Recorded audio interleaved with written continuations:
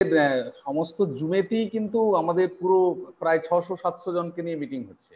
জুমেতেই বেশি অ্যাপসটাকে ব্যবহার, কিন্তু ওই আধ ঘন্টা আগে লিঙ্কটা পাঠায়, তাহলে ঝামেলাটা হয় না। হ্যাঁ, আধ ঘন্টা 45 মিনিট আগে।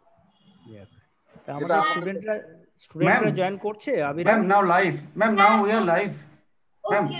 Okay. So start allowing others to join, Devabrata. Yes. I accept all.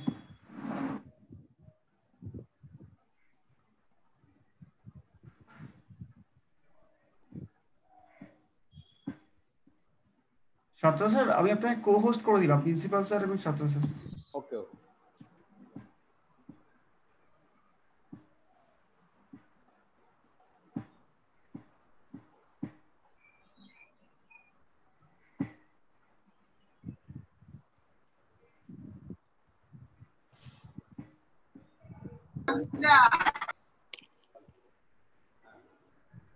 I would request all of the participants to kindly stop the video and also mute yourselves.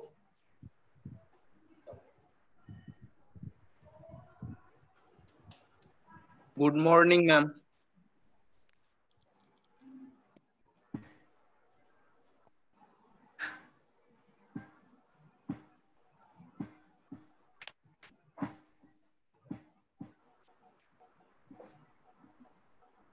Okay, so we have reached 100 participants and we can start.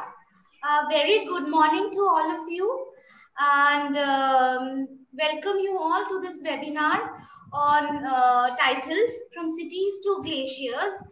And we have among us distinguished speakers about whom you have shortly read in the flyer and the brochure that we have circulated. I am extremely sorry for the number of emails that you have received from our end.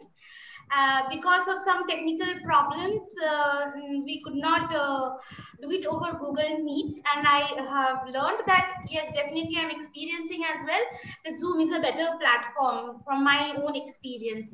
So without wasting much time, I would invite our principal sir, Professor Siddhartha Gupta, to deliver his inaugural speech. Thank you, Abira. It's a great opportunity to be with everybody who belongs to the one of best subjects in the world, geography, who can change the world. Really, I appreciate your subject, your methodology, your field studies, process of field studies. Actually, I had an opportunity to share my views and opinions with you during your field visit at Sikkim. It was a very nice, visit accompanied by our beloved Professor Dr. Abir Dr. Roy and our HOD, Professor Shyamol Shatra, and others. So this is a great opportunity for sharing views on the topic from cities to glaciers. So there is a big range, huge range, I think, from cities to glacier. And once upon a time, there was a cold age when glacier were everywhere. There were glaciers. So now we have to find out climbing up in the hills only. So I am very happy to see the number of participants and number of our resource persons who will be delivering their valuable lectures during this day. And first of all, I must congratulate Professor Shyamol Shatra and Dr. Abira Dr. Roy for organizing such a beautiful and helpful webinar when we are placed in a very difficult situation due to COVID-19, this pandemic situation. To overcome this situation, there is only solution is to organize these type of webinars, and these type of discussions will definitely help enhancing the knowledge skill of our beloved students. And I am seeing that we have amongst us a treasure house of distinguished resource persons from one of the best universities and training institutes from not only India, but also from abroad. First of all, we have Dr. Saurabh Shah, who is a scholar initially from North Bengal University. Then he went to Jawaharlal Nehru University, Delhi, and ultimately he is in the University of Cincinnati. Secondly, we have Dr. Manish Jain. Is a very famous name in the field of media channels like YouTube. He is also an alumni of JNU, Jawaharlal Nehru University, and he worked hard for the development of sprawling city of Udaipur, Rajasthan. I had an opportunity to be there. Udaipur is a very, very beautiful and lucrative city.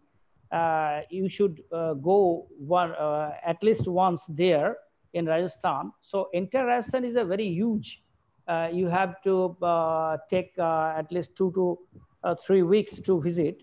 But for field visit, I think Udaipur is a very, very clean and green city amongst this desert place, Rajasthan. And he's involved in Exam Race YouTube channel, which has above 9 lakhs or 10 lakhs of subscribers as told by Dr. Abira. And third, we have Dr. Debolina Mazumdar. She's assistant professor, Bradman University, Arizona, USA. So in the true sense, in the complete sense, it is a really international webinar. In some cases, we find that some person is there from Nepal or Bangladesh or Pakistan, I mean neighboring countries. But it is also called webinar, international webinar. But in this case particularly, I must be thankful to Abira. In spite of his so many personal problems going on in his family, as I know, as I was told by her that her father is suffering from some diseases, which is very difficult to overcome. But in spite of those difficulties, those personal problems, she is the leader. She is the actual leader who can come out of these personal, problems. So I must thankful to her. She is a genuine researcher. She is a genuine scholar, and she is guiding. She has been guiding over 1 decade, I think, to so many scholars for achieving PhD also. And we have a genuine and very scholarly students in our department. I can boast of my geography department because it has the PG also. It is due to our Professor Shatra's initiative that we could start the PG from couple of years, I think couple of years or last year? Last year, there are 2 semesters. 2 semesters have gone, and so many good students are there. And Shamal Babu is so much benevolent. He always helps students with in terms of fiscal and physical help, both. So I don't linger my introduction very much, but I should say that on behalf of our Bankura Jila Shardamani Mahila Mahavidyapit family, and specifically on behalf of our geography family, I heartily welcome all the resource persons, all the valuable resource persons, and our participants who have come across from different parts of the country. I heard that there was some problem regarding this platform. So it is not a issue. You could manage it. And so many are coming. I can watch here. So many are coming also joining. So I hope it will be a fruitful discussion. There will be a fruitful discussions. And I must convey my gratitude and thankfulness to three of our speakers who have given much time in the midst of so many preoccupations they have for coming to our platform and sharing their valuable views and for their nice deliberations going to be taken place here. So with these few words, I thank you all again, and I must stop here. Thank you. Thank you, sir. Without wasting much time, I would like our head of the department, Professor Shamul Shatra, to begin his welcome address. He's one of the most busiest person because he's Minister of State, and but he's there every time, even in the midnight hours. If I need any help, he's there to pick up my phone call, and he's there to help any student in any means possible. He's a big benevolent in this respect, a true academician, and I would like Shatra sir to deliver his welcome speech. Thank you, sir. Please, sir. Okay, thank you. Good morning, all the delegates, chairperson, resource person, and the convener of this webinar on From Cities of Glaciers Glorious, arranged by the Department of Geography, Bankura Jela Shabdamoni, Mohila Mohavidyapit, Bankura, West Bengal. In this worldwide pandemic situation, we are trying utmost normal and trumped as new normal education and true extent in happening using such type of platform, and we are very much compositing the situation. As you all know, the source of this COVID-19 is Wuhan, an urban center of heavy prevalence of China, which has limited its growth from city cap to worldwide.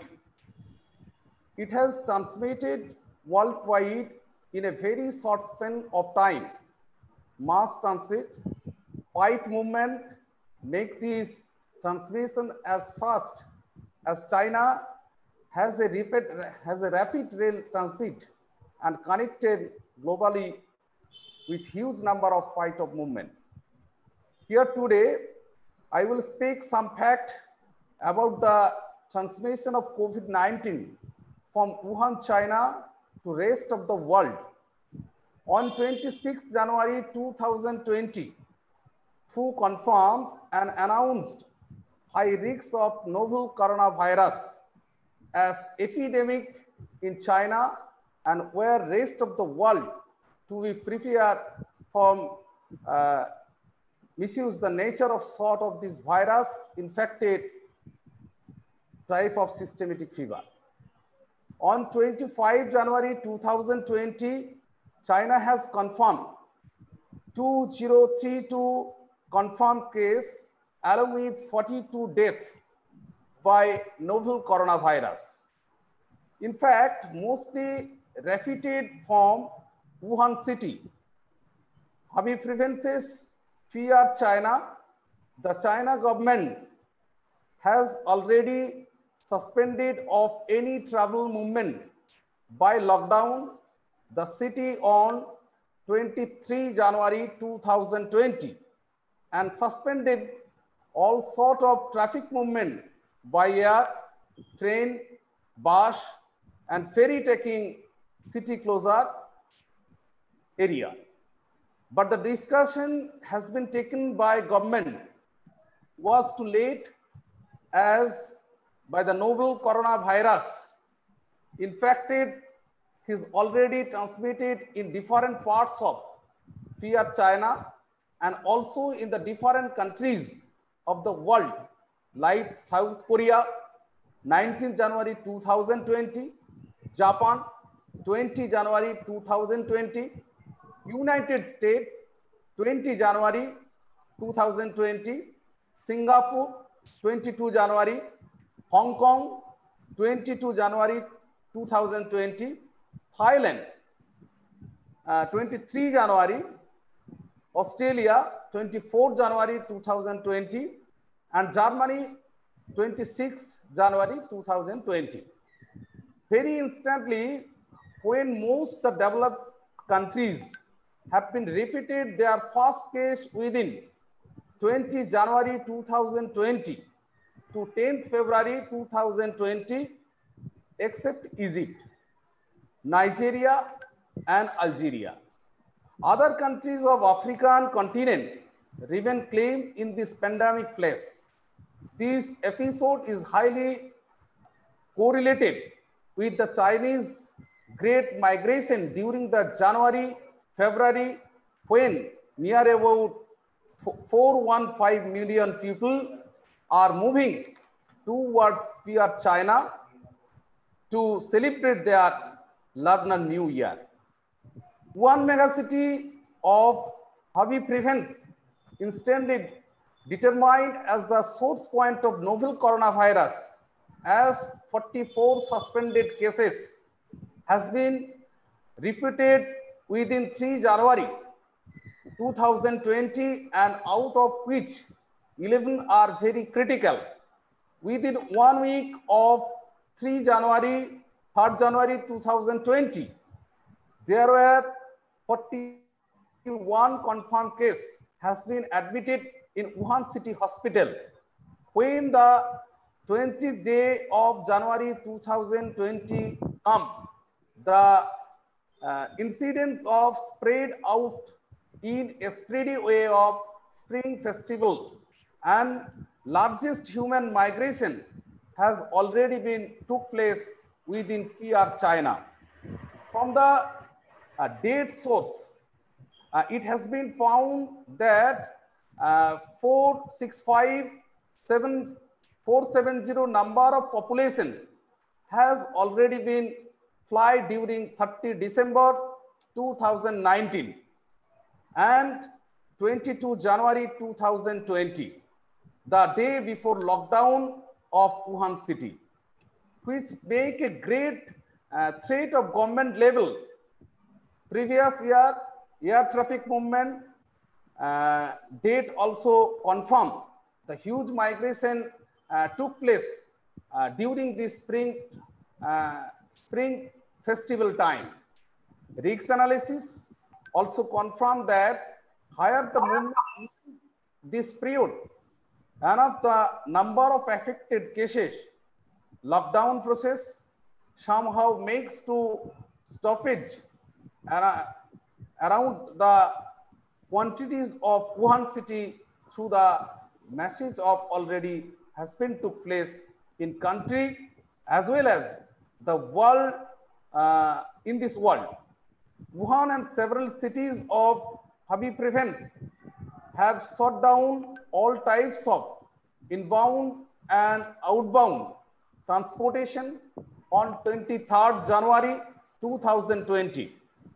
According to China Global Television Network, CGTN, due to Spring Festival holiday, about 5 million population out of nearly 11 million have left out just before the lockdown around on 23rd January 2020. Wuhan city is one of the important cities in central China, having the industry, commercial and educational hub, provincial airport, and deep water for exporting moving internal migration in 2018. Nearly 2.5 million population left Wuhan city during Spring Festival time because this is further provide from big data of lab, huge amount of population flow have been even to Narayan's lockdown period in this situation.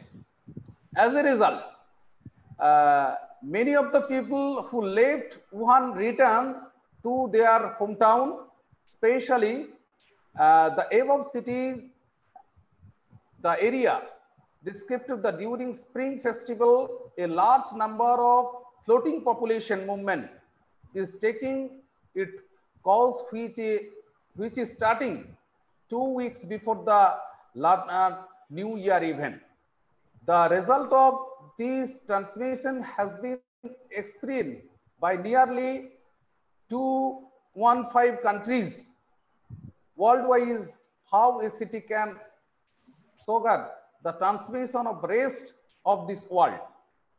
Severely, and facilities are very high for USA, Brazil, Italy, France, UK, most of the developed countries. India is trying hard to combat this pandemic situation, but we are very much hopeful to overcome such situation. One of the most performing vacancies candidates in this one formulated by the University of Oxford. It has shows the positive result in the according to virus report. The conclusion of this trials are to be published today in their lunch. A pre-narrated was the medical journal. Moreover, there is the report of this COVID-19 vaccine candidate may be available by September. According to report published in Press Trust of India, David Carpenter, the chairman of this area research ethics committee, which approved the Oxford trial, said nobody can put painful dated. This might to warn the really by the working is the brick platform this company. The vaccine could be finally available around September, and that the sort of target they are working on. So, my dear participant, cross our fighter for September and of the safe during the time to fight back and beginning back to normal, not a new normal. Thank you everybody for this participant. Thank you our principal sir, our all resource person, and our departmental convener, Abiri madam, all these participants. Thank you very much. So thank you. Okay. Thank you, sir, for your informative lecture. I would like to brief everyone, all of my participants who are watching on YouTube as well as on Zoom, that please listen to the lectures delivered by the resource person very carefully and attentively, because for certificate, we have devised a quiz and not just a simple feedback form, because it's a trend. Sorry to disappoint many of you. It's a trend that many of the people just simply register, log into the webinar and do not listen to it. So just for the sake of a certificate, and I want to prevent it. So maybe I'm not liked by many, but I wanted to do it. So there will be a small quiz on all the speeches that will be delivered, all the lectures that will be delivered, and one can go and revise the YouTube videos if they don't remember. But please listen to the resource persons very carefully. What they say, they're very valuable. And I have been a little biased to my own students from my department. So in case there are any questions, the students from Bengali medium, Hindi medium, and definitely English, can ask question in their own mother tongue. I don't think South Indian languages our resource person would be able to answer, but for that English is there. So Hindi, Bengali is okay. You can pose your questions in the chat room in both YouTube and the chat room in Zoom. And another information I want to give you all, that our next resource person, the resource person after Dr. Saurav Shah, she has her own YouTube channel, that is Exam Race, and due to some copyright policies, she will be hosting or live streaming her video session in her YouTube channel, which I am posting after every 10 to 15 minutes in the chat boxes. And also, I think many of you have got the email. So for the next session, from around 12 or 12:30 onwards, please, if you are not able to see her on the Zoom platform, please do visit her YouTube channel, which I am continuously posting on the chat boxes. Thank you. And Saurav, welcome you to this webinar. You are a younger brother to me and very dear. You are one of the very few geniuses. And I'm so happy you accepted my invitation at a very short notice. And I would just hand over to you the platform to the next session of lecture. Thank you. And you may start. So I should start? Yes, yes. I would request all other participants to please mute yourselves. Okay. Can you see the screen? Yes, Saurav, yes. Absolutely fine. Okay. You're audible as well. Awesome, great. Thank you for the good lectures provided by the faculties. Hello, everyone. Good morning. Suprabhat. My name is Saurav Saha. I'm from Jalpaiguri, West Bengal, basically. Then moved to Delhi and now in the US doing my research. So today I'll be talking about glaciations in the Himalaya and Tibet in the last 15,000 years. So 1,000 years is generally noted by K. So K, whenever I will say Ka, so K is 1,000, A means annum, which is basically year. I'll be talking about some of the challenges and some of the promises of this project that I recently finished during my PhD. My entire lecture would be in English. However, if you have any questions, please ask. And maybe Abira De or Devabrata can stop me anytime. I'd be happy to answer those whichever language you want. I mean, I can speak 3, so I can be flexible in giving answers in 3 different languages. Anyways, with that, let's get started.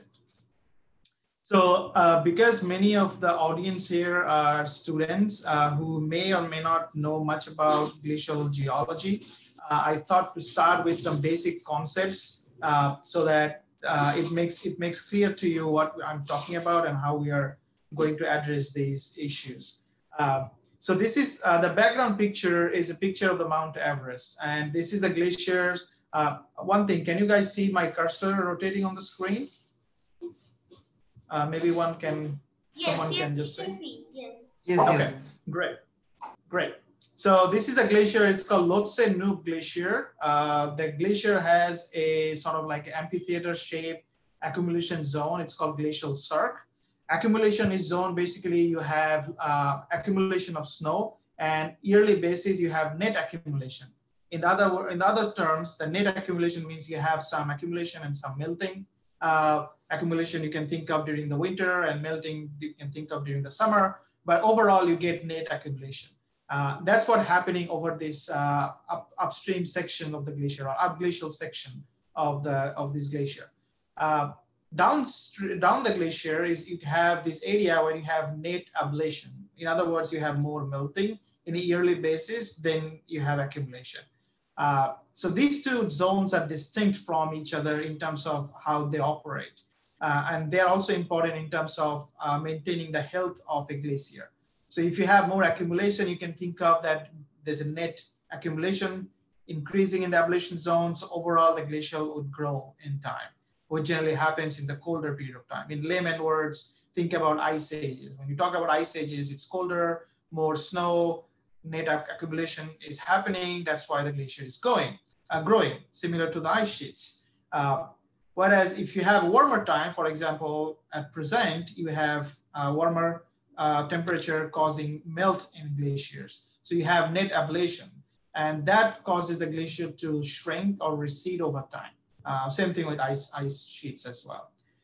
So these are the two important concepts, and where the accumulation zone and ablation zone basically meet or balance each other out, that zone is called the equilibrium line altitude. And I'll come back to this concept of equilibrium line altitude and several times during this talk. Some of the glacial landforms that I'll be talking a lot in this talk are moraines. So moraines are basically conical shaped hills. So you can see that this is the present altitude of the glacier, and high above there's this conical shaped landform. It's over here too. So because these kind of moraines are lateral to the glacier body, we call it as a lateral moraine, where the glacier basically stops or ends, and then they start accumulating all the sediments and boulders that they carry from upstream section or up glacial section. Then they deposit it over there at the end or the terminus, and we call those moraines as end moraines. So this is a zoomed in section of an end moraine, and you can see that here. Let me minimize it. Oops. So let's see. Yeah, there you go. You can see that they looks like this conical hill-shaped moraines, but they're mostly in the lobe shape. So these are the distinct from the lateral moraines, and depending upon the moraine types, they tell more about when the glacier was advanced, when the glacier was receded, or if the glacier was stable. So those are the important concepts. Need to get rid of these. I think they are blocking my screen. Anyways, I don't know how to do that right now. So what is the problem, Shura? Can you guys see the screen fully, or you can see like some, I can see like some screen showing someone waiting to admit? Oh no, yes, that's coming. We'll see if you can remove it. Yeah, I don't know how to drag. Oh yeah, okay. Yeah, I think I can drag something. Okay, yeah.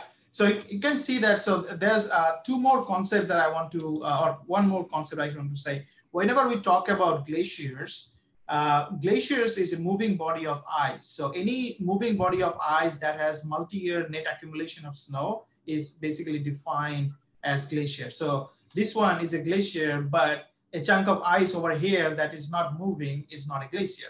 So always keep that in mind whenever we're talking about glaciers. This is a moving body of glaciers. I've already talked about moraines and its characteristics, and I'll be using that landform mostly throughout this talk. Okay. So basically, glacial landforms could be depositional or could be erosional landforms. These landforms can be dated using radiometric dating methods. Basically, that radiometric dating methods, if you don't know much about it, it helps us to determine the time of that landform. There are many different types of dating methods. I am mostly using radiometric dating methods. So for example, here, again, the Lhotse Nup Glacier, you have these moraines and you have this huge boulder sticking within the moraine. So basically, I or our team will go over these boulders, collect some samples. And I'll explain more how this dating method works in my subsequent slides. So that's what we'll be interested to do more of like a cosmogenic nuclide dating in those boulders. Sometimes you have moraines, and in between moraine deposit, you can see a relatively dark organic rich layer. You can see that I'm scrolling through my cursor here. This is basically a past soil, or we call it paleo soil. You can do like radiocarbon dating on them, and then you can determine when the soil was formed. So that gives a maximum time when the soil was formed. So I'll use generally those techniques to basically constrain when the moraine formed and how I can infer glacial information from that. So to summarize, what I basically covered so far is that glacial landforms record past glacial history. Landforms can be dated using any radiometric dating methods, for example, cosmogenic or radiocarbon. And there Participants, kindly unmute yourself. Sorry, mute yourself. Okay.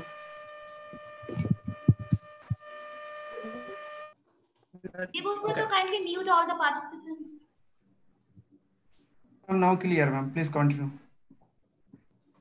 Someone raised a hand. Not sure if you're accepting any questions at the moment. We are looking into the chat box. Sort of. I'll loan down the questions and I'll tell you later. Okay. Okay. Sounds good. So basically, to summarize again, so glacial landforms record the past glacial history. These landforms can be dated using cosmogenic or radiocarbon or other dating methods, and there are several different types of dating methods that you can apply.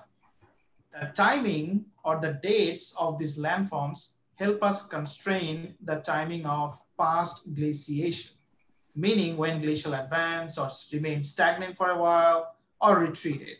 Okay? So past glaciation may be linked to paleo-environmental changes, for example, changes in the climate.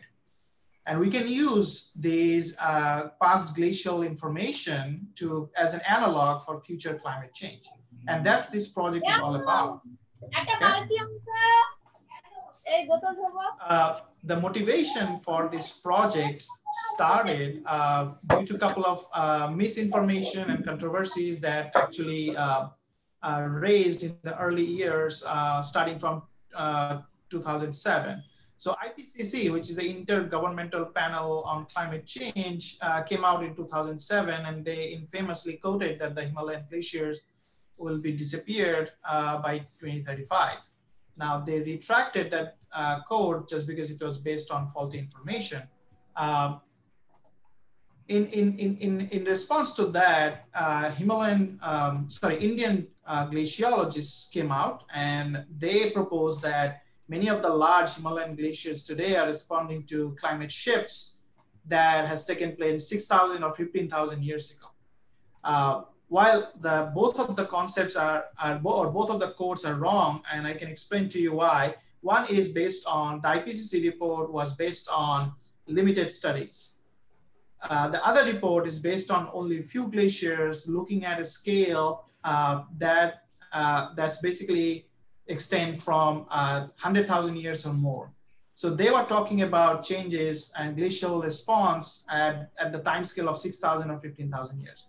Usually glacial response times vary from several hundred years to 1,000 years or so. They are not distinct by, not differed by several thousands of years, which is kind of a wrong sort of understanding of these glaciers. Now, what the present study shows is that the Himalayan glaciers are not responding in a similar pattern to the uniform changes in the climate. For example, one of the famous types of glaciers are the Karakoram glaciers, called Karakoram anomaly. And if you can see over at the lower panel, there are two photographs. This is from Rika Samba Glacier from Nepal. See, from 1974, between 1974 and 2010, this glacier is almost gone. Okay.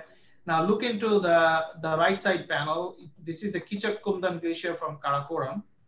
See these two glaciers, the terminus or the snout of this glacier. So what is happening is that over a course of just a few years to decade, these glaciers actually advancing, whereas the other glaciers remain stagnant. This is called Karakoram anomaly, that these glaciers are actually either stagnant or advancing.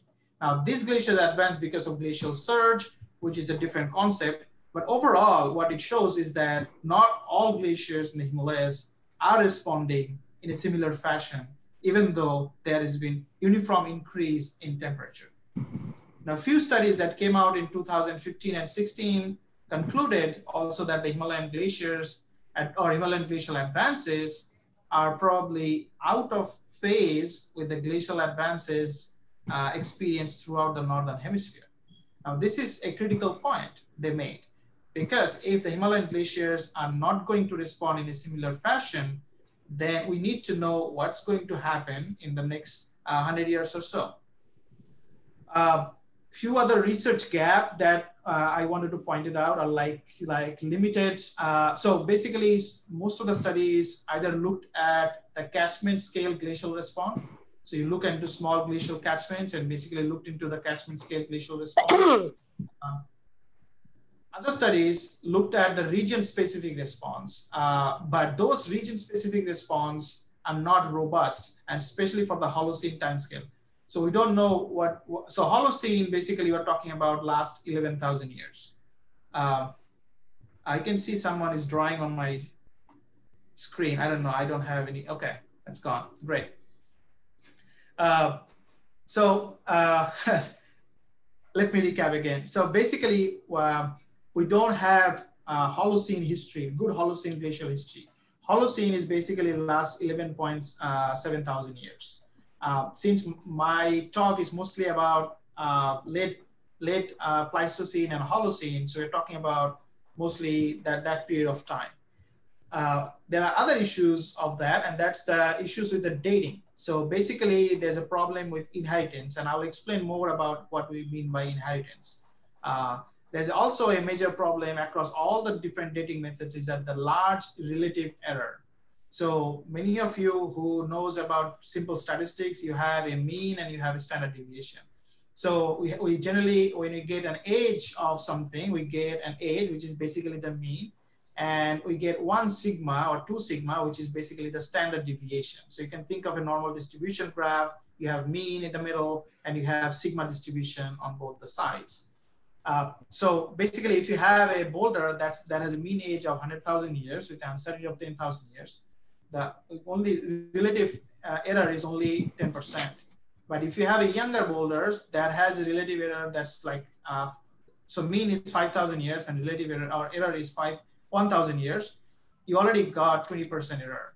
And this generally increases a lot as you go towards more younger ages. We also do not know about the timing of Little Ice Age. So Little Ice Age is when we have the more extensive glacial activity throughout the world. And generally it's between 16th and 19th century. Because of these problems with the dating methods and our understanding, we basically still do not know the timing when the Little Ice Age happened in the Himalayas. However, the Himalayan glaciers has a lot of potentiality. They are widespread, they're well preserved.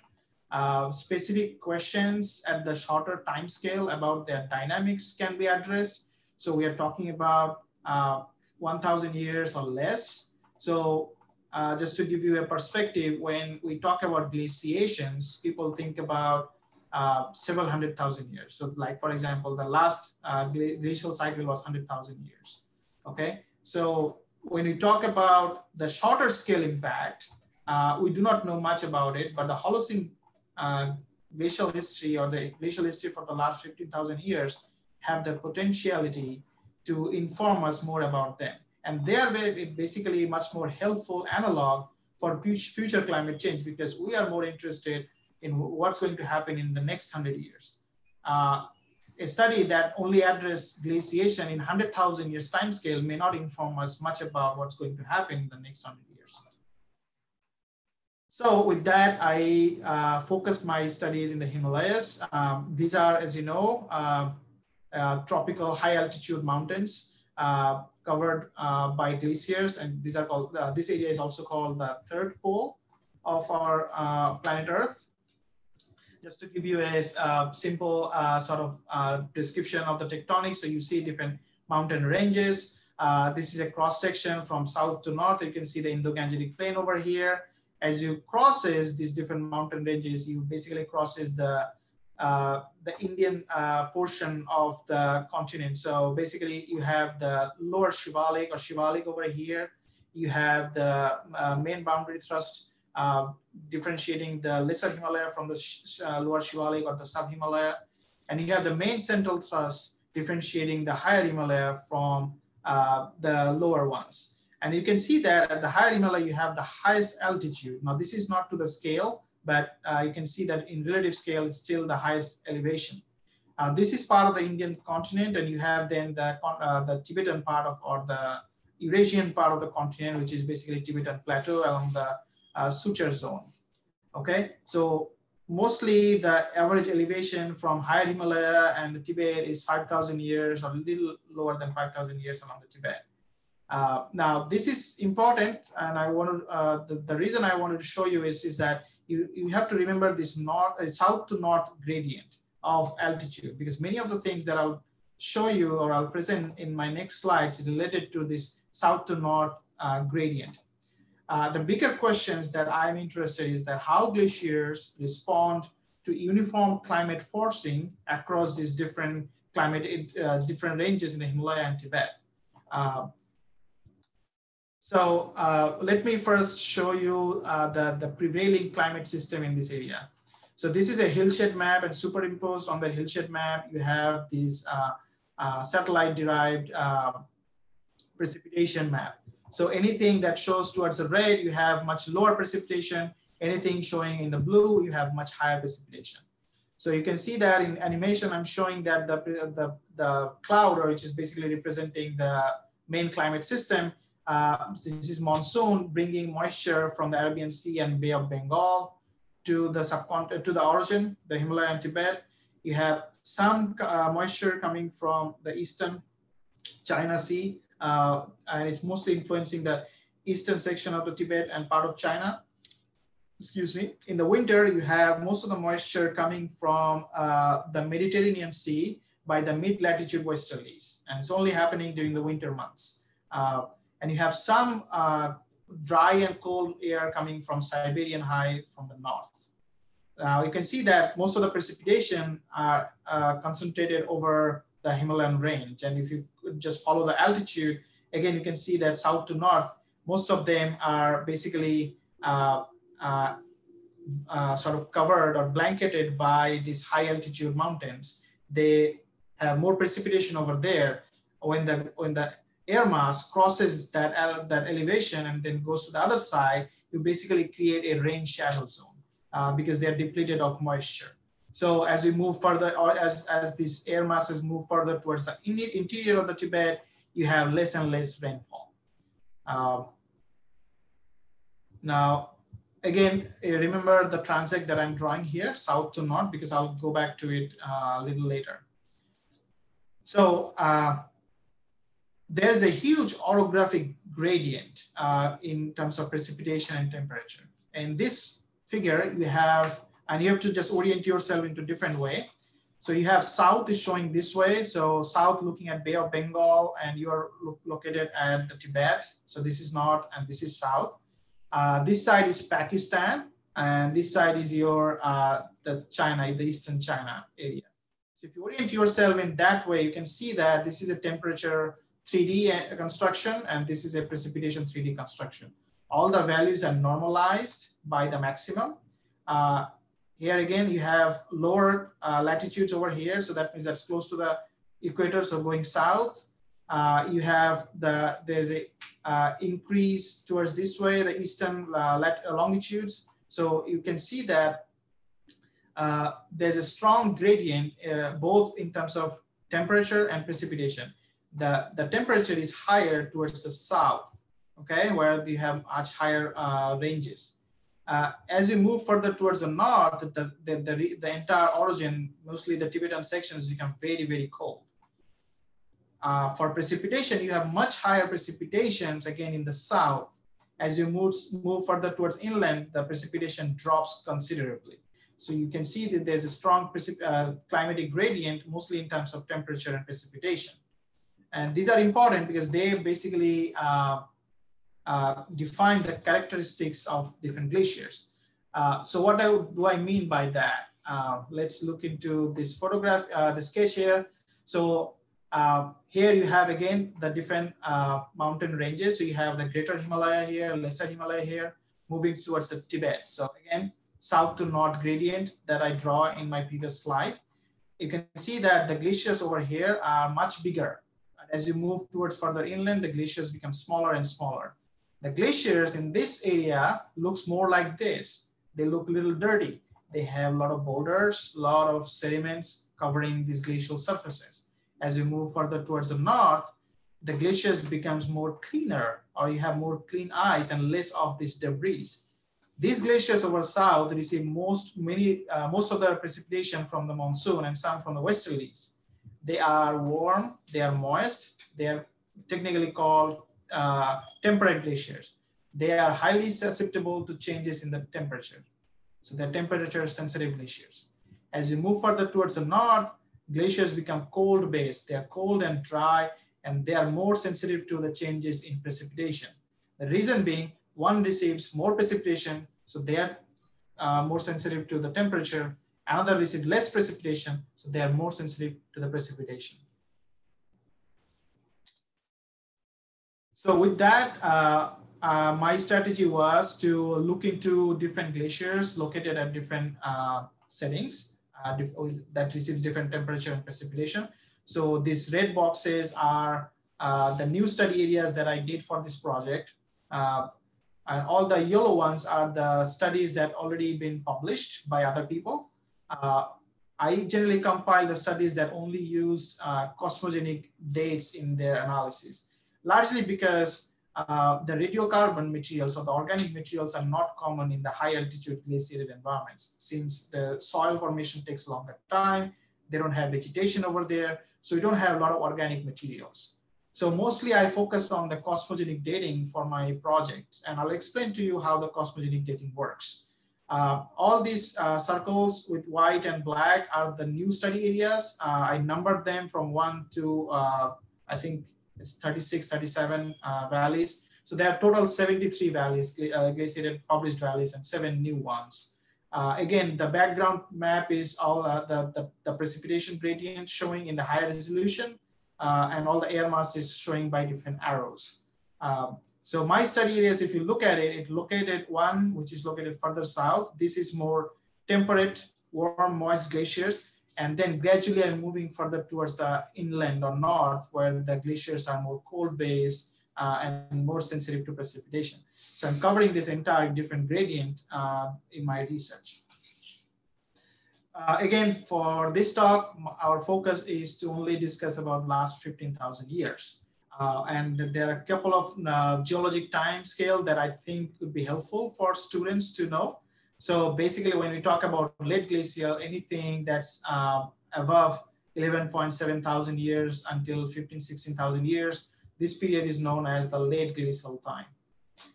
Then you have the early Holocene. So instead of the Holocene, you have, that's basically your 7.3 to 8.2. Sorry, 11.7, 8.3 to 11.7. That's your early Holocene. When I talk about mid Holocene, that's basically between 8.3 to 4.2 thousand years. And the late Holocene is basically 4.2 to present. Now there's one more concept that's still debating is Anthropocene, and I can talk to you more about that if you needed to. But basically, these are formal technical terms, and we'll be using that throughout the presentation. So the hypothesis that I am testing in this project is that the glacial activities in the Himalaya and Tibet are largely dominated by climate change, specifically by the summer monsoon. And what do I mean by that? So if you focus on this graph here, so you have time from 0 means present and 16 means the 16,000 years. So time is increasing this way. These are different climate proxy data. Some of them are, so this one is showing the ambient temperature. This is from the Gulia ice core, delta 18 isotopic data. What it means is that you have lower temperature as it's moving towards this way, higher temperature towards this way. Now this graph over here, the black and red is are actually proxies for the monsoon precipitation. This is delta 18 from stalactites and stalagmites. This is from Sanbao Cave, China. So what you can see that with the values, so if you are going towards higher or the heavier isotopes, then you have much more stronger, much more heavier, then you have much weaker precipitation. And if you're going towards the lower values, you have much higher precipitation. So you can see that along this transition of the Holocene, you have a jump in precipitation, and then precipitation is gradually declining. This dotted curve is the insolation for the northern hemisphere. So the orbital forcing curve is showing the solar activity. So you can see that along this Holocene transition, you have increase in the insolation curve and then decrease. So the monsoon is basically mimicking what is going on in terms of insolation curve. I'll get back to you later in the talk why these are all important. So basically, what we should expect if our hypothesis is true, that during enhanced monsoon, we should expect to see more extensive glacial advances if our hypothesis is true. Again, now precipitation sensitive glaciers should show relatively stronger response than the glaciers that are less sensitive to precipitation. Okay, so let's see if we can actually test the hypothesis. A couple of assumptions before we go ahead. So in an idealistic scenario, you have a glacier, showing it here in lighter color, and you have these black lines basically showing the moraines, the lateral and terminal moraines. So in idealistic scenario, you should preserve all the moraines. But in nature, it doesn't happen because the glacier basically advanced and retreated. So when it advances, it basically gets rid of any older deposit, so on and so forth. And also the moraines degrade by itself, sometimes covered by these talus deposits or debris flow deposit. So in nature, what we get is basically a messy picture. We get some of these moraines, that are preserved, but not all of them are preserved. So one of the things that I basically did in this study is that instead of just focusing on one catchment and saying that this glacier advanced only 2,000 years and 1,500 years ago, I am actually looking at the overall picture of all the adjacent glaciers. And what I could find is that different valleys with different glacial activities preserve different periods of glacial landforms. So I can combine them and then I can get more of a regional picture. So this is what I'm doing most of my studies, that I'm focusing on several adjacent catchments and then I'm combining them to get a more robust information of glacial activity. So whenever I talk about local glacial stages, I will be talking about these adjacent valleys that I'm combining. When I'll be talking about regional glacial stages, then I'll be talking about not only just 2 or 3 adjacent glaciated valleys, but several glaciers in a regional scale. So one of the best part of doing this project was to do the field work. And I was thinking to show you some of the cool photographs and some of the cool activities that we did during this project. So logistic is a big, arranging a logistics for extended fieldwork in the Himalayas is always challenging. So you have to rely on ponies. Sometimes you have to carry all of your gear by yourself. And it takes a lot of physical endurance to finish all this work. But you go in these very high altitude areas, you enjoy the nature, the snow. Even in the short distances, the climate changes dramatically. So this is a picture of Solang Valley near Manali in Himachal Pradesh. So this is over 4,000 meter altitude. We're collecting samples. There was wet snow, windy situation, not good for any activity. When we came down later in the day, just only 5,000 meters down the valley, and it just turned into just like pure downpouring, just water, rain.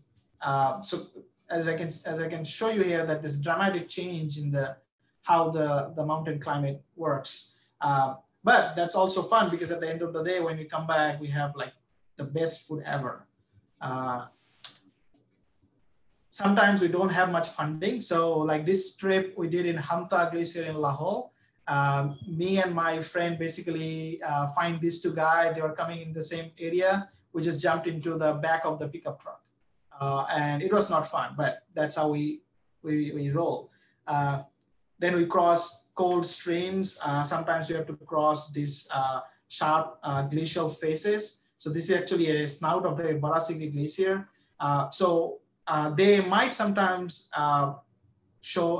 give you the impression that it's very challenging. And yes, indeed, it is challenging. But at the same time, it's also very satisfying as a geomorphologist working in this area. So the whole point of us going in these high altitude areas and doing all this stuff is to start with the mapping of that area. So first thing we do is to develop a robust geomorphic mapping of each individual catchments. So the approach I apply is that I make reconnaissance geomorphic map using satellite images, Google Earth, and then I go to the field and then I verify all the landforms that I actually found. So we map the glacier, glacial snout, we map all different types of moraines. So these are all the lateral moraines, all the eroded surface, which moraines cutting which other moraines, because all these concepts are important, because at the end of the day, when I see that, I see this moraine is inset within this moraine. So this would be an older age moraine compared to this one. This moraine is cutting across this moraine. So that means this moraine is younger than this one. So these information are first order information that I'm mostly interested. Once I have a framework of relative dating, then I go and basically collect samples from these boulders, or from these moraines.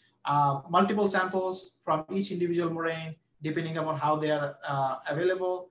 And also needed to do one thing, it's called sedimentary analysis. Sometimes we can be misguided, or we can just think that this is a moraine, but in reality, that might be just a slope deposit, which were later eroded by the glacier. So you need to do some sedimentological analysis in the field in order to confirm that, yes, this is a moraine, this is formed by glaciers, and these boulders are indeed deposited by different glacial activities.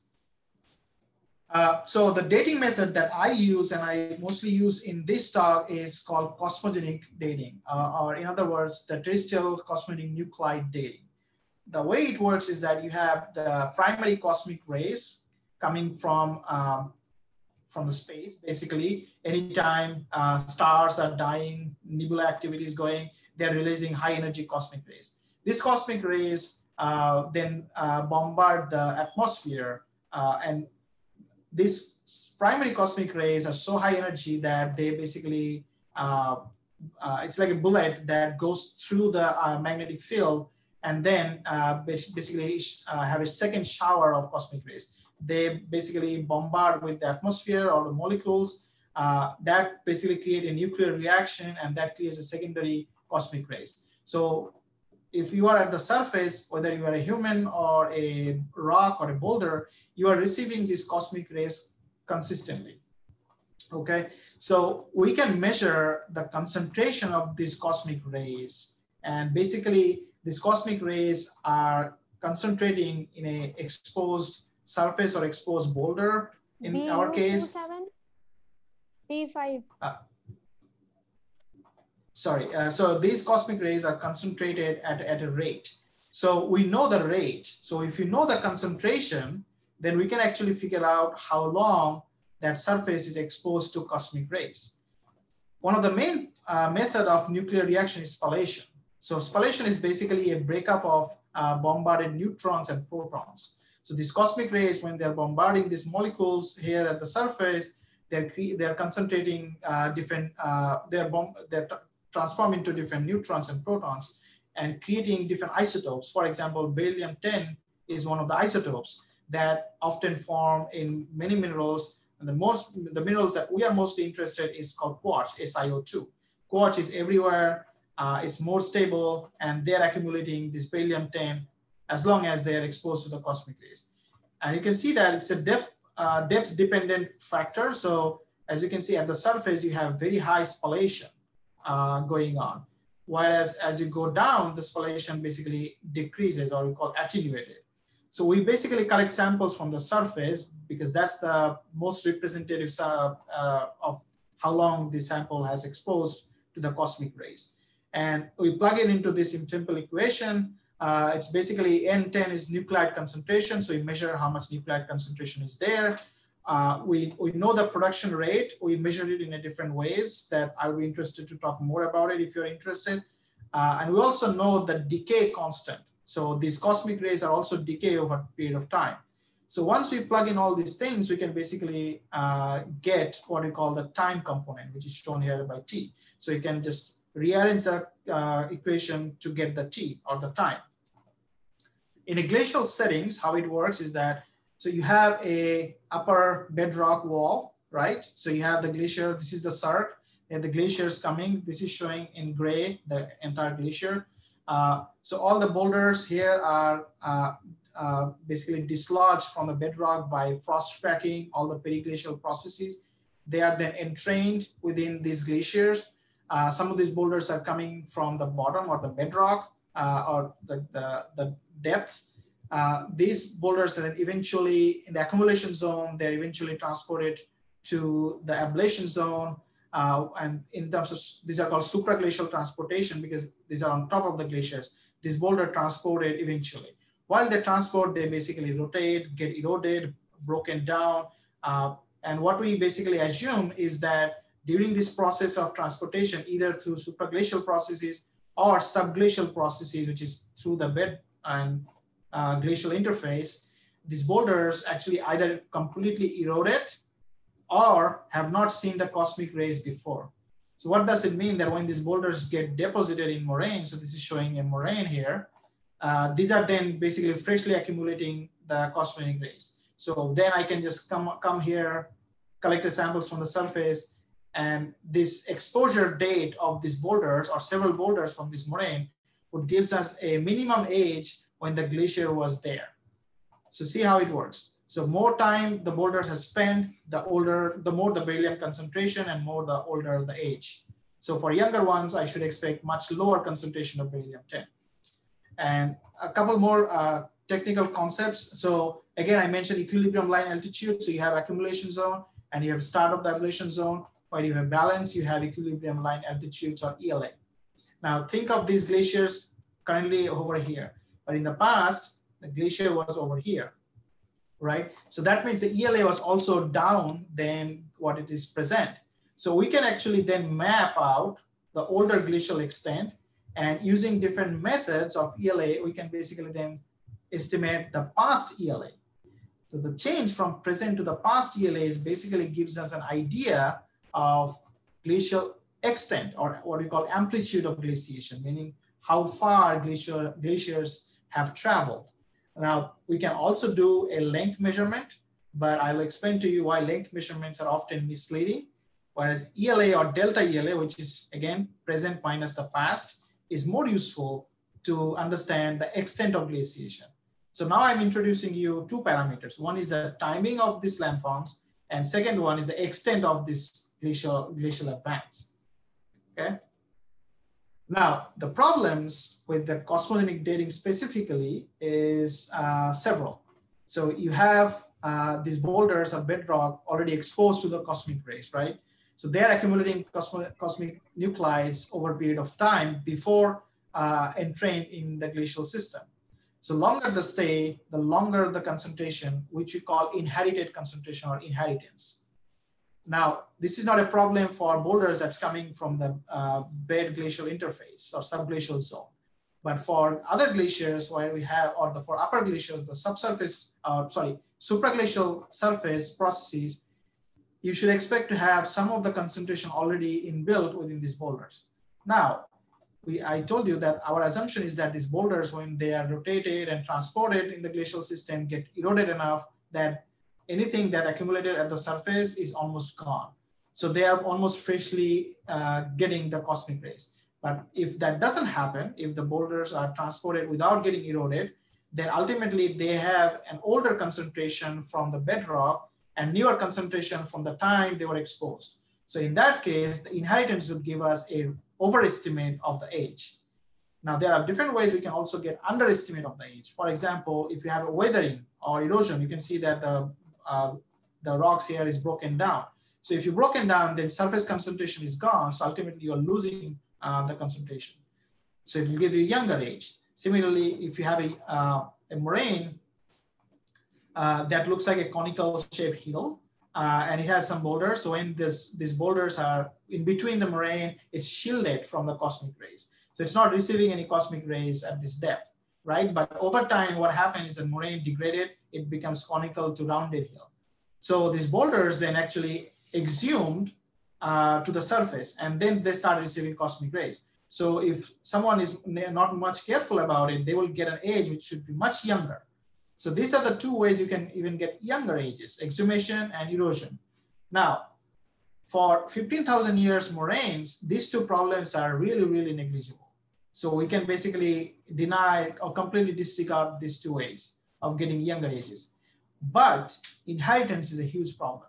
Think about, again, if you have 100,000 boulders and it has, say, 1,000 or 2,000 years of inheritance, you basically don't see it when you basically get the entire uncertainty.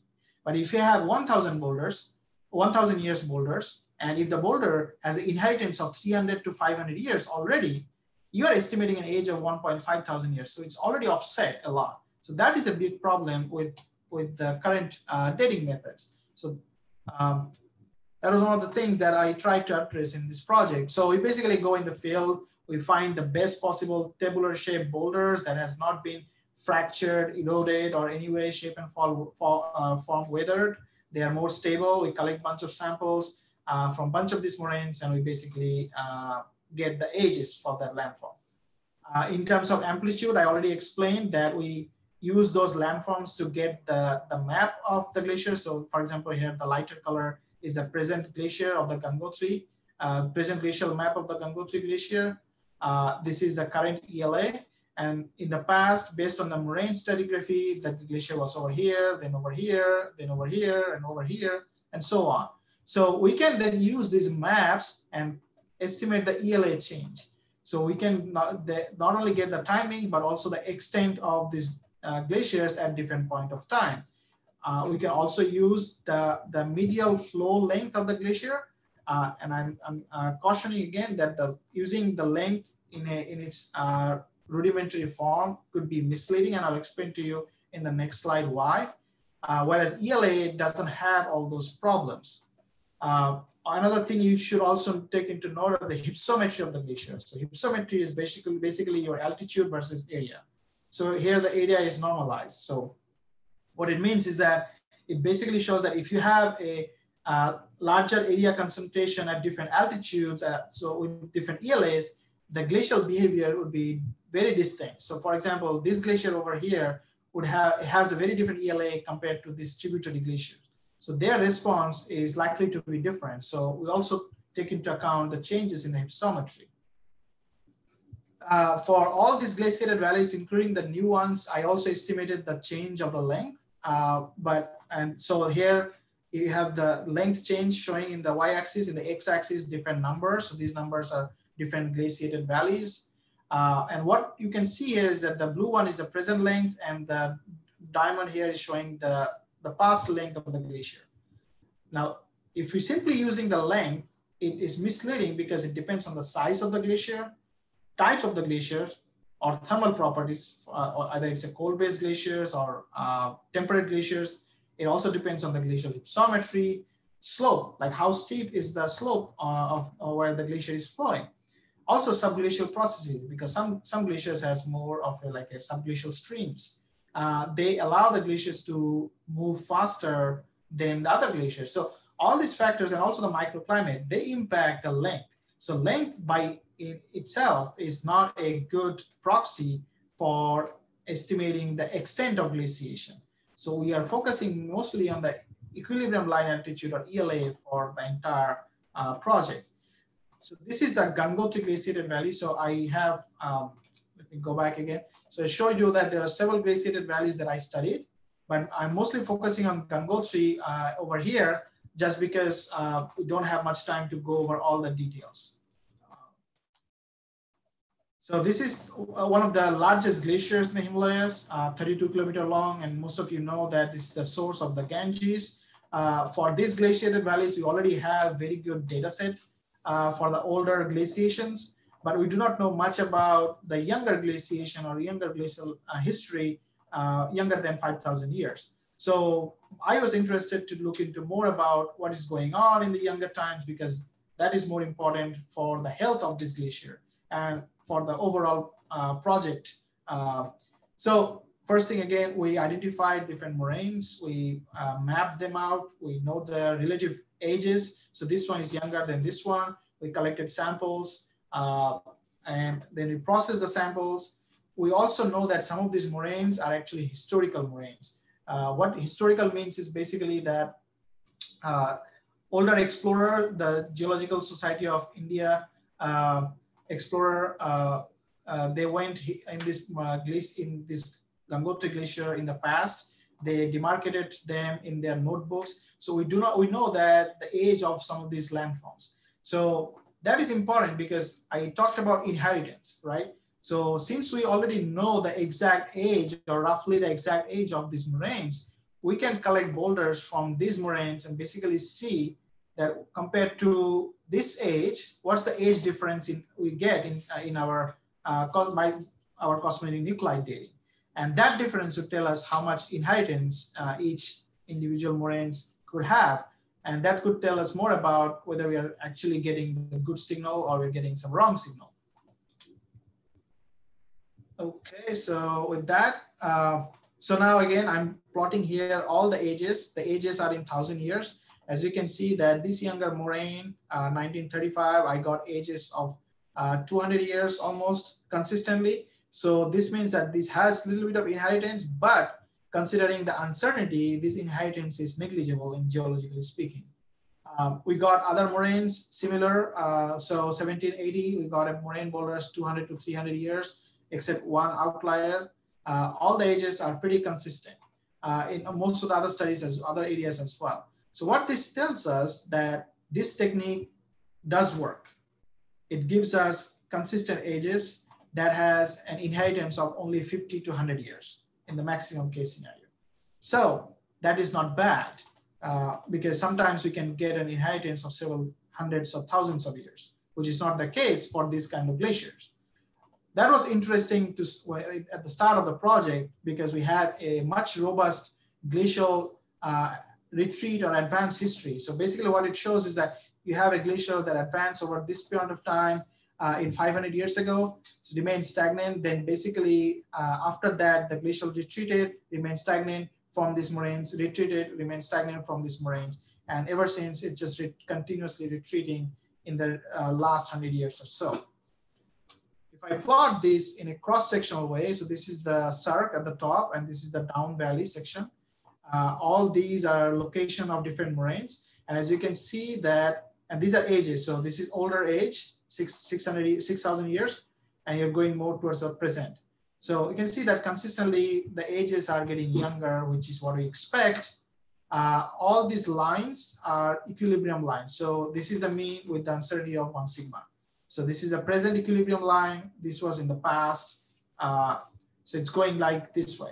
So what is interesting here that I would like to focus you is that the ages are almost consistent. They're consistently going younger. They matches really well with the historical dates, but they also show that in the last 2,000 years or so, the equilibrium line altitude did not change much, meaning these glaciers actually did not respond at a rate that is alarming to us. It is receding, but it's not responding in a huge manner. Even in like 5,000 years time scale, these glaciers have retreated, but there's barely some changes in the equilibrium line altitude. So I would not be surprised for these glaciers to retreat a little bit more and then basically stabilize at some point. But that's a matter of how you perceive the data and interpret the data. So now I did that analysis in all other 6 glaciated valleys. So here I'm showing ages in the x-axis. This area is the Gangotri glaciated area, located further south, right? Gangotri and Meru, these are temperate glaciers, more sensitive to temperature change, okay? Now, glaciers over here is located further north. They are semi-arid glaciers. Cold-based glaciers does not do much of erosion at all. And you can see that when you see the younger ages over here, they're pretty well clustered. Whereas in these areas, the spread in the data is huge. We're talking about several thousands of years of spread. And this is what we call inheritance causing a lot more spread in the data. And this doesn't allow us to actually constrain the edges better. Now, this region is the in-between region. So they have the characteristics, some of the characteristics of this kind of glaciers and also this kind of glaciers. They shows that overall, if you look at it, there's improvement in edge constraint as we move further towards the south, where the glaciers are much more erosive, they're temperate, and they're more sensitive to temperature. Overall, what we see that there's one late glacial advance, 2 early Holocene advance. These are, I'm talking about all the local glacial advances, 1 mid Holocene and several late Holocene advances, 14 of them. So overall, the large polythermal to temperate glaciers, which is the glaciers over here and some over here, they are very good to constrain younger ages compared to the glaciers that located further north because they have much more scatter. Now, this is a cumulative density plot. Here in the x-axis, you have the ages. In the y-axis, you have the cumulative distribution from between 0 to 1. So basically, I'm showing the same thing which I showed in the last graph, but in a different way. So for example, if all my ages are well clustered, they would have almost a vertical distribution and less of a lower, older tail distribution. So except few of them, most of the glaciers that are from Gangotri area that are wet, warm, temperate, sensitive, they show very well clusters. It's compared to the glaciers that are located further in the north. So all these dry cold glaciers have much higher lower tail distribution, indicating again that the method that we're using for these glaciers may not be picking up the correct signal, okay? And that's why these glaciers can help us actually constrain the little ice age or last ice age than the glaciers over here. Again, thinking about the geologic processes, again, these glaciers, these boulders are continuously eroding, broken down. They are great, whereas glaciers over here, you can see that the boulders, they are barely get eroded. All these glaciers are almost clean. So again, it's pointing out the simple geomorphic processes that's going on in this kind of setting. So now I constructed the local glacial stages in my new studies. The next step was to basically compare all the study areas and see what is going on throughout the origin. Now, the first problem with comparison like this is that there are different types of glaciers. Again, referring back to the previous slides, you have glaciers that are much more wet, warm versus the glaciers much more cold. So how do we basically differentiate them based on climatic region? So, this map, again, this photographs again reiterating the same point. So you have a complex climatic system across the Himalayan Tibet, and you have different complex glaciers across the Himalayan Tibet. So we need to figure out a way to basically combine them. For that, we basically tried to do a cluster analysis and principal analysis based on glaciers and climate parameters. So what we did basically, we collect, so there's a bunch of glaciers already mapped by the glacial inventory. So these white polygons are basically each glaciers. There are over 42,000 glaciers that's there. So we basically what we did is that we use this glacier and use the GIS method to identify the midpoint of each polygons. Midpoint, we basically use that as like a dots, and each dots then we superimpose with the climate data, which is transferred into a gridded data. So then each point, by using this each point, we extracted the climate from each grid. And we did that for both temperature and precipitation.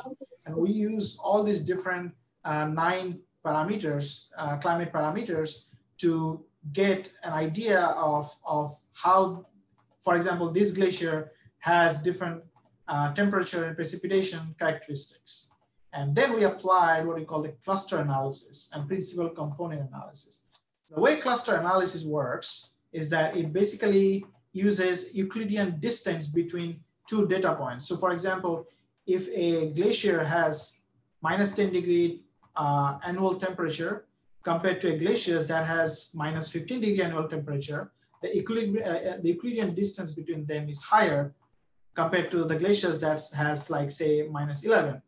So we can then basically cluster the glaciers that are close together and then differentiate the glaciers that's not close. So using the cluster analysis, I identified 5 different glaciated climatic regions. So this means that the glaciers over here is a distinct climate, then the glaciers over here compared to the glaciers over here and here. So this is a map, simplified map of all these glacial points. Excuse me.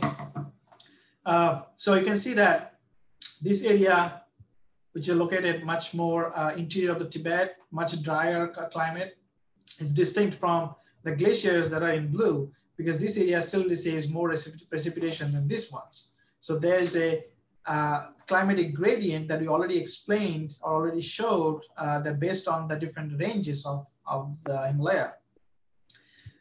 So we then run the principal component analysis. So principal component analysis is basically a multivariable correlation. So when we apply a bunch of these different variables and then we ask the computer to basically estimate the principal component, the first PCI and second PCI basically should explain the majority of the components if they are indeed are correlated. So what we found is that when you compare all the PCIs, you can see that PCI also found that these individual groups that we identify by cluster analysis are indeed distinct. Now, there are a couple of outlier sections, outlier groups. So we basically get rid of these sectional outliers and these sectional outliers in green. So we have 3 different groups of glaciers, main types of glaciers. We call them different climatic regions, okay? Now, there's one problem, and that was that our method helps us to identify different climatic zones based on the latitudes. But there's also a longitudinal climatic zone. If you remember the climate system that I talked about, so you have more westerly influence over this side and much more East China Sea influence on this side. So we also needed to differentiate these 2 areas. So what we did, we then applied other previous studies that talked about distinct climate in these 2 different regions. So we then divided each region using this longitude into a more eastern section and more western section. And we've given them a number from A to 3. A1 and AB is the same climate based on this method, but then differentiated based on their longitude. And if you can see here, it's all the different climatic regions. So again, this one is arid and semi-arid climate. It's mostly northwestern Tibet, Pamir, Trans-Himalayan, and Tian Shan. Whereas this one, B, is again arid and semi-arid, but more of a southern and northeastern Tibet. Similarly, blue is the transitional climatic zone. Transitional central is the Sian, and in the red is we have wet temperate glaciers. Now, once we have this regional framework ready, then it's become much more simpler, because then we can basically combine all the glaciers that are located in each regions and compare them. The principal component analysis that I don't know whether we have much time, but I can get back to it again. Basically, what it shows also is that it also calculated eigenvectors. So basically, eigenvectors helps whether your variables has a positive relationship or a negative relationship. What we found overall is that the precipitation has a strong positive relationship in terms of differentiating different types of glaciers, or in other words, determining different climate zones. So that is a good first order indication that our hypothesis is working. That means that precipitation indeed is a major influencing factor determining different types of glaciers. And if that's true, then we should expect to see different response of these glaciers based on their sensitivity. So now this graph is basically a compilation of all the data from all the glaciated valleys. Now I would like to simplify the figure again. So this is again, if you remember those proxy data that I introduced to you before, you have timing, present to 16,000 years edges. So you have proxy data showing over here. You have the ambient temperature in this light blue. You have precipitation proxy for the monsoon in black and red, and you have orbital forcing in dotted line. Here you have all the compilation of semi-arid climate. Now this is the Trans-Himalaya and the Northwestern Himalaya and Pamir section. So this one is different. 1A is again different from say 1B, which was more towards the southern and northeastern Tibet section. So, and in the x-axis here, you have what you call delta ELA change. So what is showing here that the glaciers that has higher delta ELA is over here compared to the glaciers that have lower delta ELA. Now, if you just focus on this figure overall, what do you see is that the glaciers have much higher delta ELA change during the late glacial. And gradually, there's a gradient that's showing limited glacial advances or limited delta ELA change over time. Now, follow this graph, this monsoon graph. It's almost mimicking the same pattern over time. This pattern is less distinct in other glaciated regions, and largely because we have limited data points to basically convincingly say something. We do see a rough sort of pattern, but to be cautious, we propose that more data is required to basically identify this general pattern in most of the regions. Now, each gray line over here is basically each timing of glacial advances. Now, these timings are basically, we group them together based on different methods like finite mixture model, this is statistical test, student t-test, and kernel density model. So these are based on these different statistical methods, these groups are differentiated from each other. And they, again, mention when the glacier was advancing and what period of time. So you can see that over different regions, there is some synchronicity in glacial advances, but it's more common, more towards like some areas in certain times than in other areas. This dotted line is tentative because we don't have more than 3 data points. So we generally assume that if you have more than 3 data points, that's more robust signal than if you have only 2 data points. So there's a lot of work to be done, but it does show that you have a huge glacial advance during the late Holocene, probably the highest ELA change. Then in the early Holocene, you still have highest ELA change, but that early Holocene advance is common in some areas, but in other areas, they are not so distinct. And that also talks about how these different glaciers are behaving at this different point of time. Now, there are a few more intricate details that would be difficult for me to present at this point. But if you're interested, I can give you my recent papers and you can get it from Dr. Abira and maybe read more about it and get a better idea of how these different glaciers at different times are behaving a little bit differently. So to generalize, we do see that there are one late glacial synchronous advances, more extensive, and there are at least 5 Holocene, common Holocene advances at different points of time, mostly showing a very close correspondence with the proxy data. How much time do you have? Do you have until 12 or less? I don't know. Yes, you can continue, Saurabh. We'll let you know. There are many Okay. questions as well. Okay. Okay, great. So now look into the delta ELA change across all these glaciated valleys. So delta ELA, if you remember again, we are getting the ELA from the present to the past. What you can see that at this late glacial time, you have much higher changes in delta ELA towards these areas, these cold-based, semi-arid areas. Whereas in the more temperature sensitive or more precipitation prone areas, which is located further south, you have very limited change in delta ELA, right? Now you see the similar pattern during the early Holocene timeframe. During the sort of like late early Holocene, there's still the same pattern, but we have very few data points to conclude anything.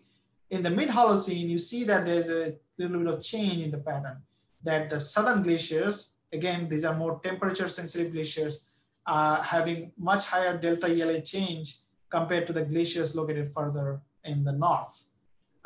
Again, following in the same, in the late glacial time, late Holocene time, you still see that higher changes in the more warm glaciers than the colder glaciers. For the last 1,000 years, which is basically the Little Ice Age, the response is a little vague. But overall, again, most of the data points are coming from the south, and they're showing the changes are still a little higher. Now, what I have not shown yet today here in this talk is that the monsoon is very high in the early Holocene. It's gradually weakening in the mid Holocene and then gradually start weakening over the time. The temperature sensitive, the precipitation sensitive northern glaciers are responding very extensively, or they are responding very highly during this early Holocene time frame.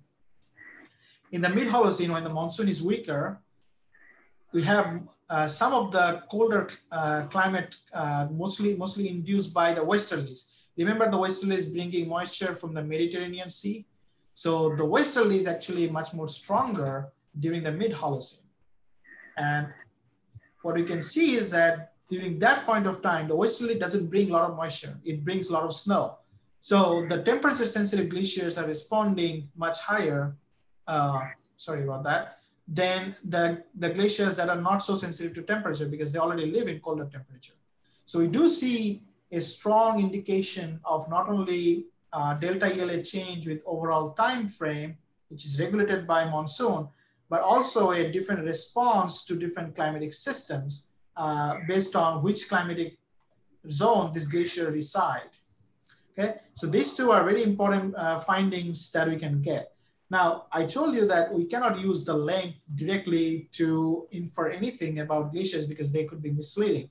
But there are ways you can actually use the length data. You can model the data to infer other things. So what I did here, I estimated the medial length of the glacier. So L over here is showing the medial length of a imaginary glacier. And the blue one is the first moraine. So that would be L1 moraine. So it's at some point of time, glacier was over here. This Ln is basically the second or n number of moraines that's formed after or before this glacial advance. So I know for now that this is a present length, which is L. Sorry, L prime 1 is the length between the current, the most recent glacial advance, and then so on and so forth. So I can get different length information, and I can basically then use a simple model. It's called a linear flow model. That was developed depending upon the temperature, precipitation, and change in glacial length. So in a simpler form, you see DL, which means delta change or delta length change, T here for time. So DT means time change. So you are basically estimating DL DT. So change in length over change in time. And you use this equation is 1 over tau. So tau is basically your tau and C. C is basically, I forgot the, it's a long day. Yeah, climate sensitivity, sorry. Climate sensitivity and response time. So tau is the response time. So the response time is basically how fast a glacier will respond. It depends on the slope. It depends on the glacial characteristics and the precipitation of the glacier. So for example, a temperate glacier with higher slope would have a much lower response time than a cold-based glaciers with lower slope, okay? And C is the climate sensitivity. It works the same way. So meaning that if you have a colder glaciers with limited precipitation, that glacier would take much longer time to have a change in their mass balance than a glacier that receives lots of snow. So we can then incorporate all this into the model and basically get an idea that if I change that temperature, which is here is a capital T, what would be the change in length? And we can use that information in an invert formula. So where we basically interested in the change in the time, in the temperature using the change in the length. Remember, we only have length information. We don't have time information. So we are just inverting the same formula in a different way. Originally, this model was developed for other glaciers throughout the world. So this is a change of length over time, and then they basically plug in that previous formula and then inverted that and get a temperature. And what they found is that in the last few decades, the change in global temperature is same as or within the uncertainty range of the change in the length of glaciers in different areas. So we use the same information and now plugging in our length data and the time information and basically constructing a past temperature change in some of our glaciated valleys. And this is a graph over here is showing the temperature. So in the x-axis, you have again time. It shouldn't be years, it's thousands of years. And in the y-axis, you have change in temperature from present. So this is a relative temperature change in Kelvin. Now, we do not know the exact temperature change in the past. So the exact information that you will get from here is not at all informative.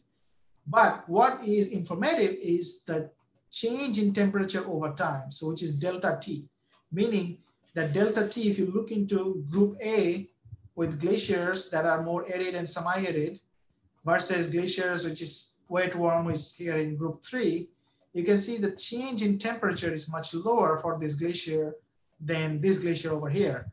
And we're talking about, again, the early Holocene. If you look into the early Holocene at different climate, you see that the glaciers located in group 1A, again, arid and semi-arid cold-based glaciers, sensitive to precipitation change, showing much higher changes in their length amplitude compared to the glaciers located further south. So even the precipitation has increased, their length did not increase in that sense. However, in the lower part, we were expected to see much more change in this data, but unfortunately with a large uncertainty, we couldn't resolve it. Only thing we could resolve it is this period of time between this distinct character of these glaciers versus these glaciers over here. And again, group 3 is again the middle lower portion, and group 1A is over here. So what we can infer is that Model T may not accurately capture the exact perturbation in temperature, but the sense of change by delta T is significant.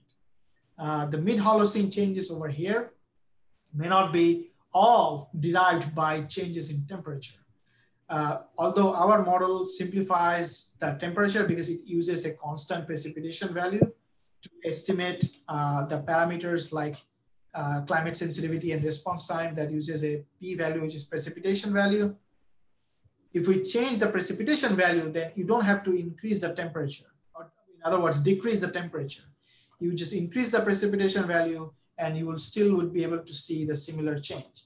So what we basically propose is that this past temperature reconstruction based on glacial length is not true, but the change in delta T basically signifies more of a change in the precipitation, which is one of the big parameters in our model, than the temperature itself. So lastly, to conclude, that I previously mentioned that one of the studies concluded by Solomina et al. In 2015 and 16 that the Himalayan glaciers are not behaving in a similar way, or maybe out of phase with the glacial advances in elsewhere in Northern Hemisphere. So this is a compilation of all the glacial activity in North and South throughout the globe. And this diagram, I call it clock diagram. So basically starting 0 means present and your ages are increasing over 1,000 years time scale. So you can see that here blue basically represent extensive glacial advances, whereas this sort of brown, light brown is representing less extensive glacial advances. And these are relative forms. So what you can see that across most of the glaciers in North America and in Europe, you have much higher extensive glacial advance during the late Holocene time, which is 1,000 years or less. You can see that happening over most of the areas. The question was, is the same in the Himalayas? What we found is that the timing of these glacial advances, which is shown here by this pie sort of diagram, is almost comparable to all these glacial advances. So that means that in terms of timing, the Himalayan glaciers are not out of phase. But in terms of extent of glacial advances, they show a reverse pattern than many of the Northern Hemisphere glaciers.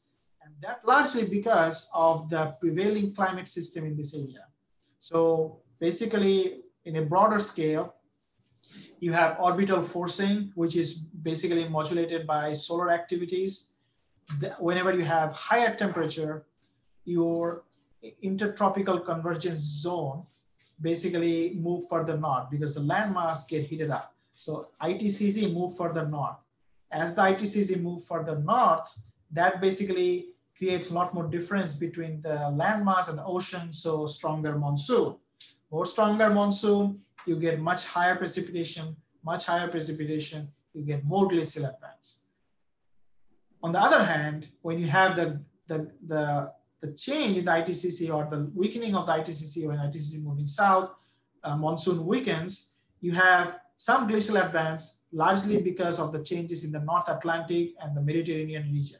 So that area changes, which bringing much more glaciation in Europe, is also bringing some glaciation in the Himalayas, but they are not as extensive as the ones in the early phase that are modulated by monsoon.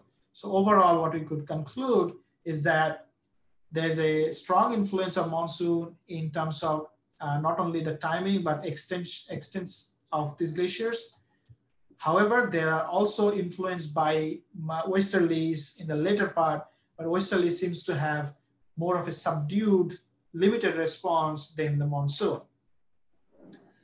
In terms of, let me go back to it later. So in terms of summary, so we see that at least one synchronous late glacial advances and at least 5 Himalayan Holocene advances throughout the Himalaya and Tibet. Glaciers in general shows that they are more extensive during the 15,000 years of late glacial and during the early Holocene, and then progressively they become more restricted over time following the orbital forcing and the monsoonal curve. Summer monsoon regulate the larger extent of glaciation, which in turn are influenced by the orbital forcing. As I explained to you before, the cold and dry glaciers located further north that are more sensitive to precipitation are also more susceptible to any changes in the climate, especially changes in the precipitation. Whereas wet, warm glaciers located further south are best candidate to resolve for high resolution dating of these landforms.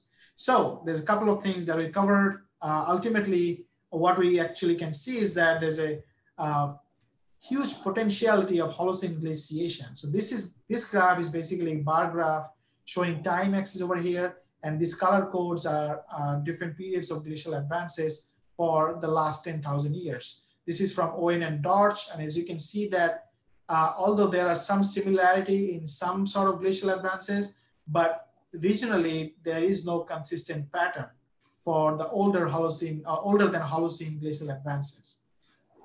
What I showed you in my talk is that in areas where we have much better age constraint, we can actually have much better high resolution Holocene records for this period of time, the last 15,000 years, which could actually inform us more than what we can get from this longer term glacial history.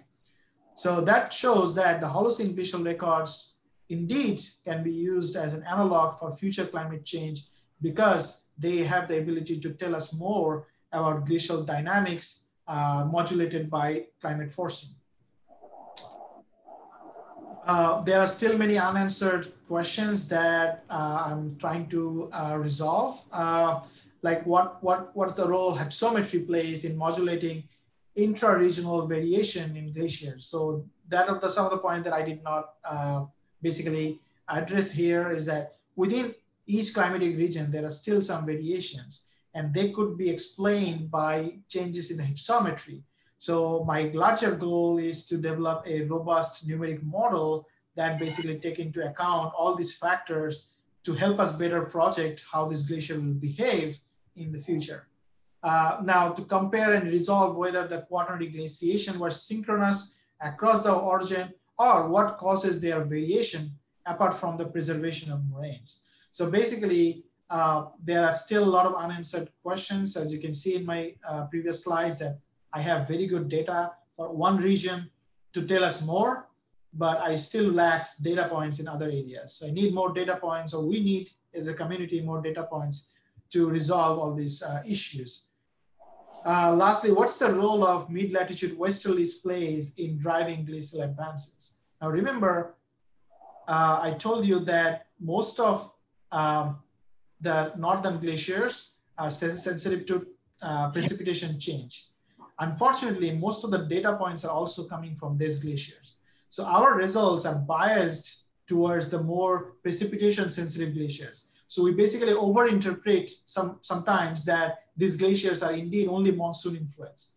But our results also shows that there's a higher chance that the mid-latitude westerlies also is a big factor in driving glacial advances. Maybe not in the same extent, but they do have some importance.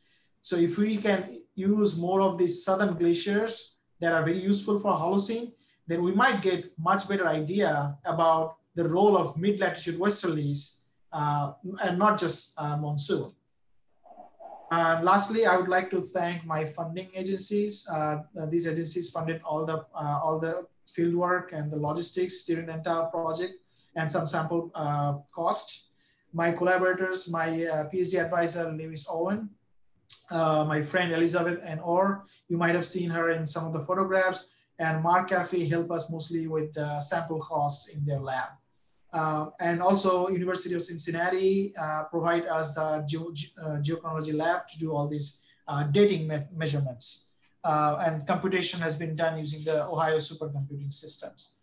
So with that, I think it's a long talk and you might be exhausted, but I'm happy to explain to you things in details, happy to take questions, and thank you so much.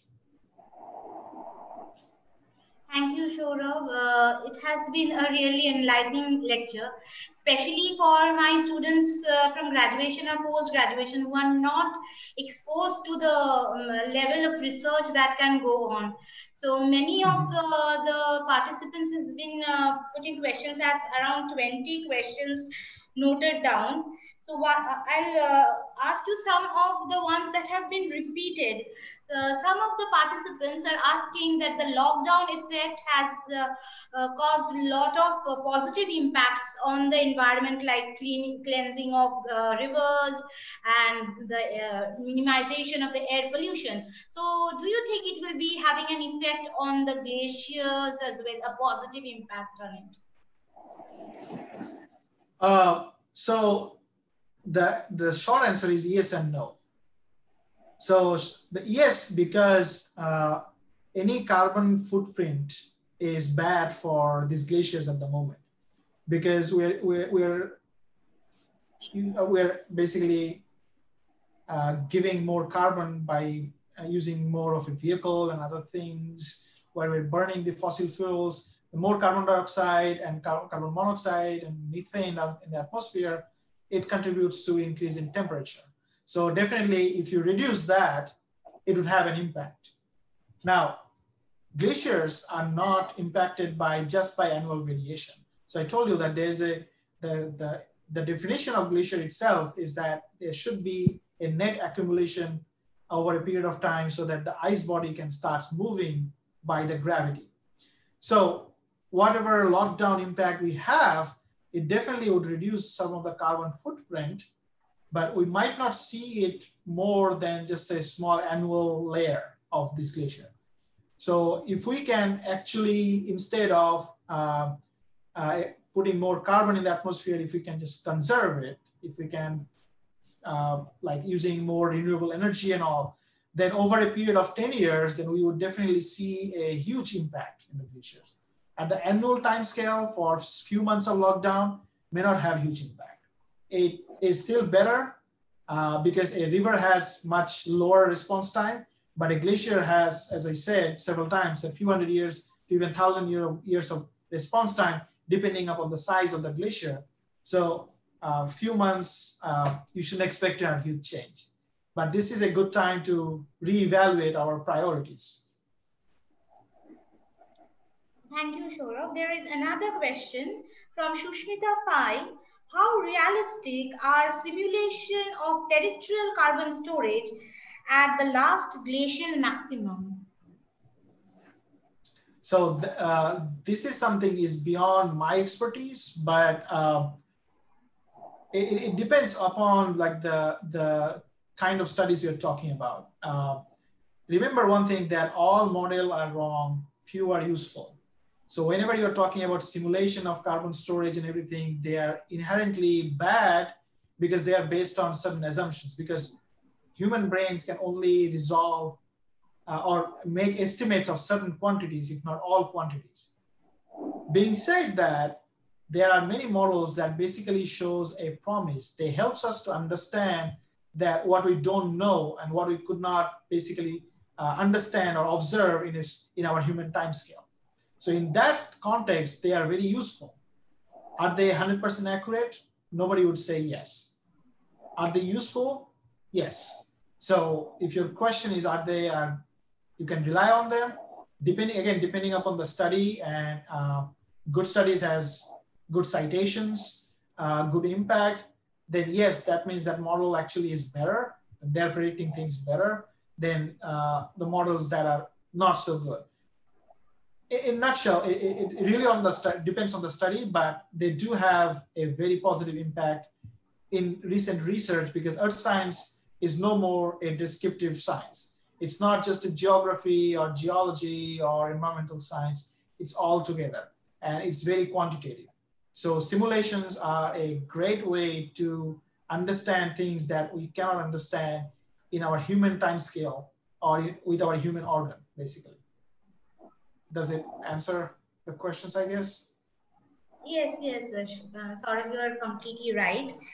I'll just put another question because of the constraint of time. Glaciers are retreating due to climate change, but some glaciers like Pooch in Leh are advancing. Why this anomaly occurs? Is this only depending on monsoon? This question has been given by Ria Day. The rest of the other questions, I have noted them down. I'll mail it to you and maybe you can later on reply to it. Sure, sure. Yeah, it's a really good question. I think the answer is I do not know. I know about the glaciers. I know Pooch glaciers. I know that some of these glaciers are advancing, including some in Karakoram, which I just showed. Some of them are surge, so they're a little bit different because surge generally happens is a higher glacial advance in a very short period of time. And that probably has nothing to do with the mass balance. But many glaciers are not surging, but they're still either stagnant or advancing. In a smaller catchment scale, where the question is coming, we still do not know the impact of microclimate, the impact of hypsometry that I mentioned several times, that hypsometry can play a huge role. One side of the range, you can see the glaciers are retreating faster, and on the other side of the range, you don't see any changes or even advance. So I think the future research is more about understanding this variability.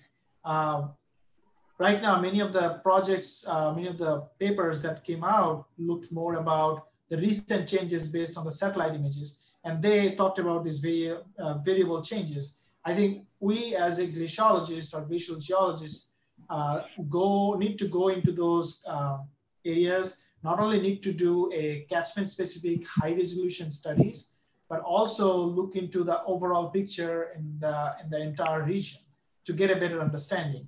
So I don't have an answer for you right now, but that's definitely something that many people are working and trying to understand. And hopefully, if somebody is interested and has a very good project in mind, you can contact me via my email, and I would be happy to write proposals, and we can basically start a project. So yeah, just feel free to contact me and see if we can figure that out. But I don't have an answer for that particular glacier. Thank you, Shora. We have participants from all across India, starting from Jammu University, Kashmir, Delhi University, in parts of Guwahati, and even from University of Madras. So we have huge, around 1,000 participants. Some are watching them on YouTube. And thanks a lot for such valuable presentation. I think many of my students will be very much inquisitive and really they would love to work on this, and will definitely get in touch with you to know more. And thanks a lot. And I would request the participants to even log into get into the YouTube channel, because we will be giving you some short MCQ related questions and some short questions which if you go through Saurav's lecture, I think you'll definitely be able to answer. 40% is the cutoff marks to get a certificate. Sorry for being mean, but this is in order to have a proper education system, there should be no forgery. So that's why. And thank you, Saurabh. And I would like to tell all the participants that because of copyright issues, the lecture by Manishika ma'am has already started in a YouTube link, which I am sharing right now on my screen. Just kindly check it. This is the YouTube link. I hope everyone can see my screen. So please log into this YouTube link. I have been also posting it in the chat box to get in touch with her. Thank you. Thanks a lot. Thanks again, Saurav. Thank you. Thank you for having me. Ma'am, Good second to see session you all. Ma'am, when Yeah. our second session is start? Yeah, the second session by Dr. Deblina Majumdar would be starting around 4:30. I think it's late night sort of at your place. Thanks for your, efforts. And in case of even Debolina, it will be around 5:36 in the morning. She will wake up for you all to deliver her lecture. So Vish will join again after the lunch session. Thank you. Thank you so much. Yeah. Thanks, Saurav. Thank you. Thank you, everyone. Thank you, Saurav sir. Thank you. Bye-bye. Bye. Bye. Bye bye.